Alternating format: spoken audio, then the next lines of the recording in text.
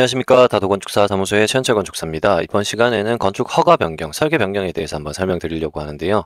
설계 변경을 하기 전에 건축 허가를 듣겠다라는 것은 법적으로 건축물을 건축할 수 있다라는 의미와도 같고 법적인 내용들이 다 검토가 됐다라고 생각을 하시면 될 것 같아요. 근데 이제 그 허가를 받고 난 다음에 여러 가지 이유로 이제 설계를 변경하는 경우가 있습니다. 그 사용자의 그 니즈에 따라서 좀 변경하는 경우도 있고 아니면은 실제 공사를 하기 위해서 원가 절감을 하기 위해서 변경을 하는 경우도 있고 여러 가지 이유가 있기는 한데 이런 경우에 이제 경미한 변경과 중대한 변경으로 경미한 사항과 중대한 사항으로 이제 두 가지로 나눌 수가 있는데 이 내용에 대해서 이제 변경을 하게 되면 어떻게 진행을 해야 되는지에 대해서 제가 설명을 한번 드리도록 하고요.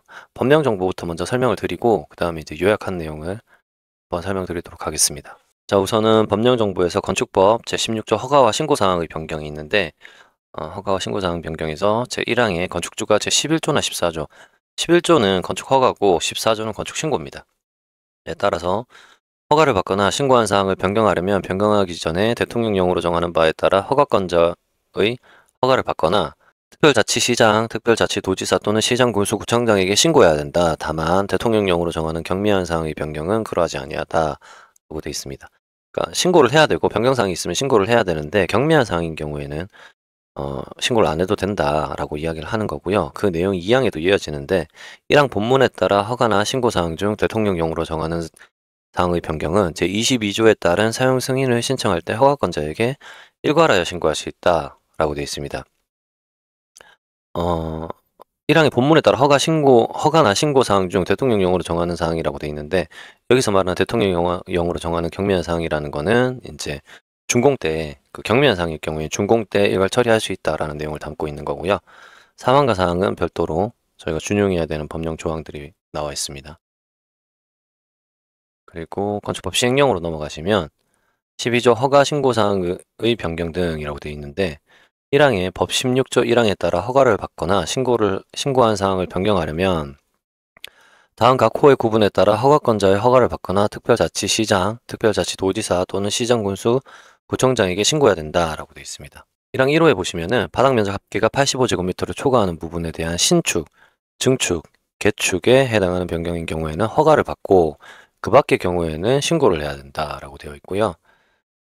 1항 2호에 보시면은 법 14조 1항 제2호 또는 5호에 따라 신고로서 허가를 가름하는 건축물에 대하여는 변경 후 건축물의 연면적을 각각 신고로서 허가를 가름할 수 있는 규모에서 변경하는 경우에는 1호에도 불구하고 신고할 것이라고 되어 있습니다. 그러니까 원래 신고권이었던 거에 대해서 신고권이었는데 설계 변경을 통해서 허가가 아닌 그대로 신고권이 이제 규모가 됐을 경우에도 이제 신고를 하면 된다. 허가가 아니고 신고를 하면 된다라는 내용이고요.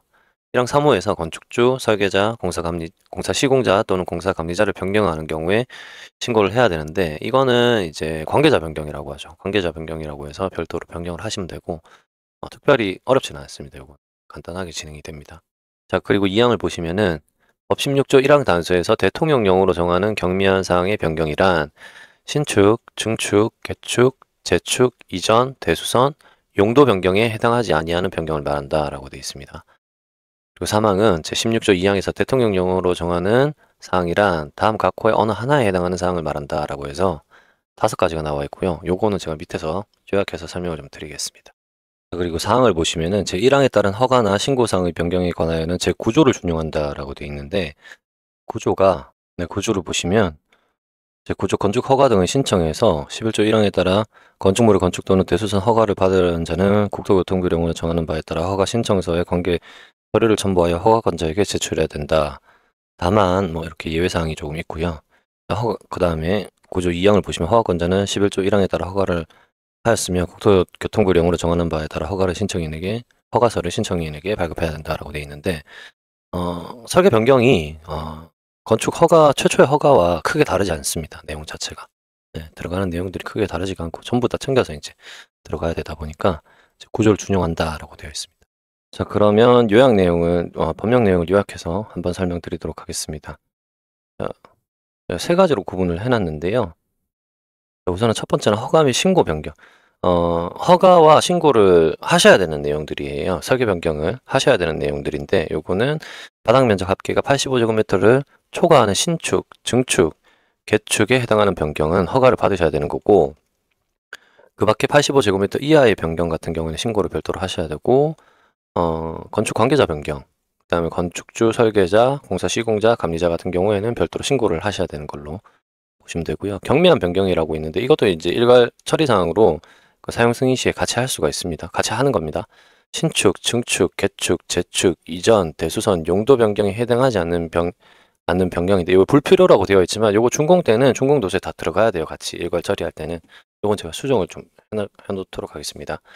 사용 승인 시에 일괄 처리 사항이라고 해서 위에는 이제 크게 두 개 나눴잖아요. 저희가 허가나 신고 사항 변경 하셔야 되는 게 있고, 그다음 준공 때 일괄 처리해야 되는 요 두 가지로 나뉘었는데, 준공 때 일괄 처리해야 되는 거는 할 수 있는 거는 동수 및 층수 변경 없이 바닥 면적 합계가 50제곱미터 이하인 경우로서 높이 1m 이하 또는 전체 높이 10분의 1 이하일 것. 그다음에 동수 및 층수 변경 없이 바닥 면적 합계가 50제곱미터 이하인 경우로서 허가 또는 신고 후에 건축 중인 부분의 위치가 1m 이내일 것.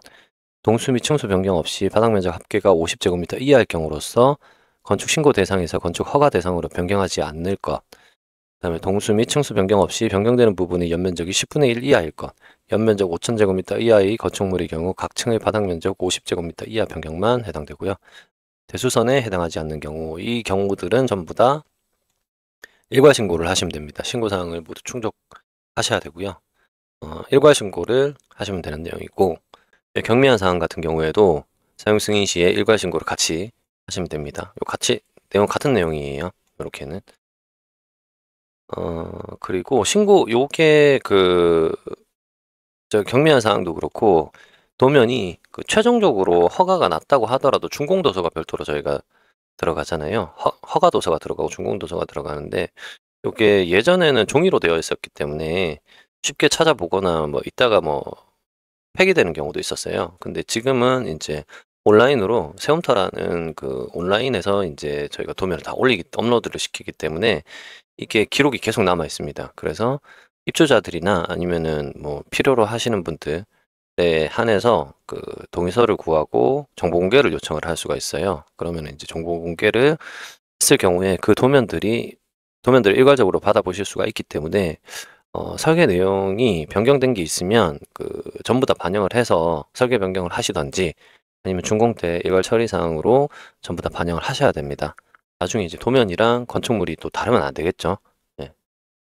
그리고 마무리를 하자면 건축 허가나 신고 변경 사항은 단순히 이제 설계 조정이 아니고 법적 검토가 다시 이루어져야 되는 거예요. 그래서 처음에 이제 설계 변경을 하기 전에 건축 허가를 듣겠다고 하더라도 그 이후에 이제 뭐 1년이든 2년이든 지나서 설계 변경을 하는 경우가 있는데, 이런 경우에는 그 사이에 변경된 법령들이 있을 수가 있습니다. 그거를 또 준용을 해서 또 설계가 이루어져야 되기 때문에 그런 것들을 다 짚고 넘어가야 돼서, 실질적으로는 설계 변경이 뭐 작은 경우도 있겠지만 중대한 경우에는 대부분 다시 한번 허가를 받는 거다라고 생각을 하시면 될 것 같아요. 여기 제가 써놓긴 했는데 건축 허가를 새로 이득하는 과정이다라고 생각을 하시면 될 것 같습니다.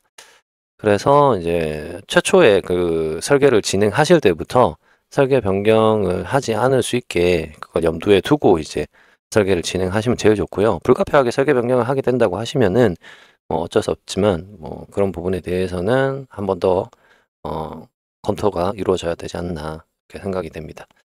자, 오늘은 설계 변경을 하면서 허가나 신고사항 변경 있고요. 허가나 신고를 해야 되는 변경이 있고, 그다음에 사용 승인 때 일괄 처리를 할 수 있는 사항이 있고요. 두 가지로 제가 구분해서 설명을 좀 드렸고요. 다음 시간에도 조금 더 유익한 정보를 제공할 수 있도록 노력하겠습니다. 다도건축사 사무소의 최현철 건축사였습니다. 감사합니다.